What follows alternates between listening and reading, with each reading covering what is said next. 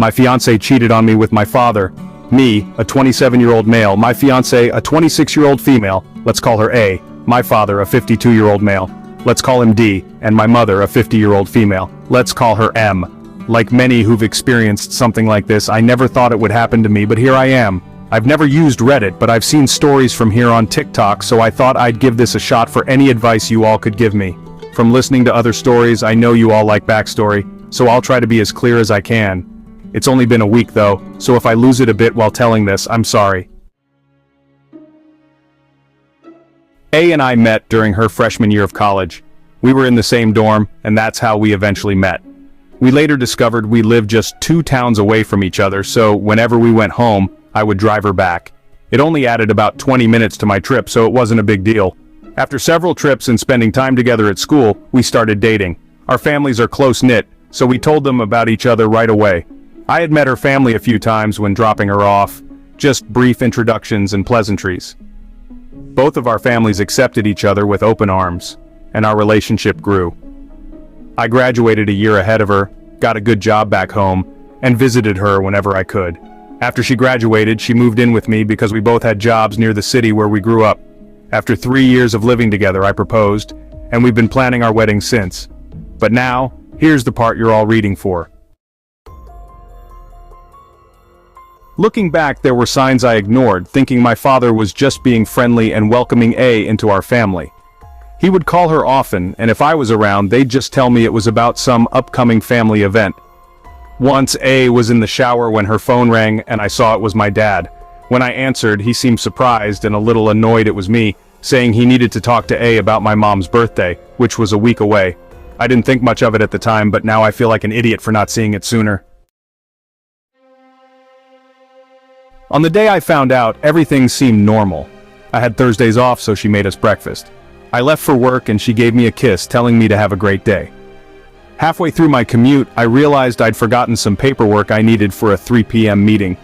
I decided I'd swing by home during lunch to grab it. A and I texted throughout the morning about normal stuff, dinner plans, laundry, little things.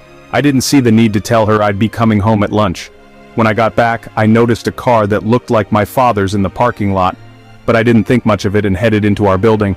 When I opened the door, I was hit by a scene straight out of a bad movie. A trail of clothes, both his and hers, led to the bedroom, and I heard faint moans echoing from inside. I stood there in shock, a mix of rage, sadness, and disgust swirling inside me.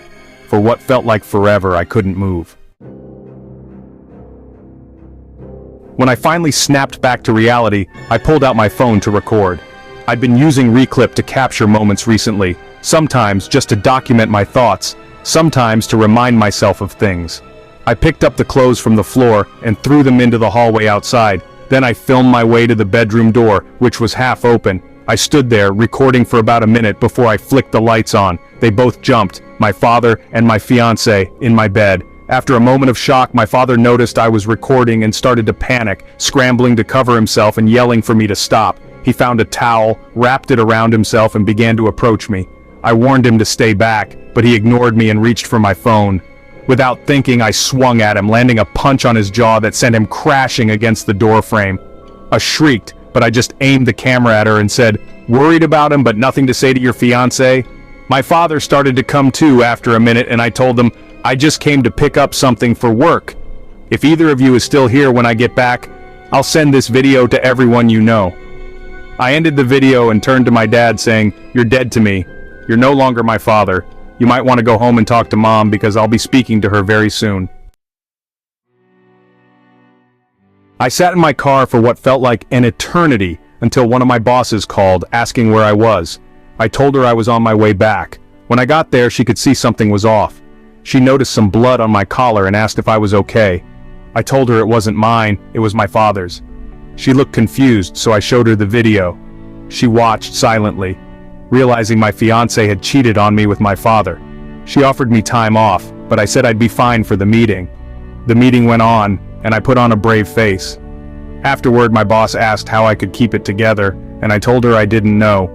I went back to my office, changed my shirt, and eventually came home to an empty apartment, the first time I've been truly alone in a long while. Thank you for reading. Writing this out has been therapeutic, but I still feel lost. I need to get out of this apartment. I can't live here anymore, and there's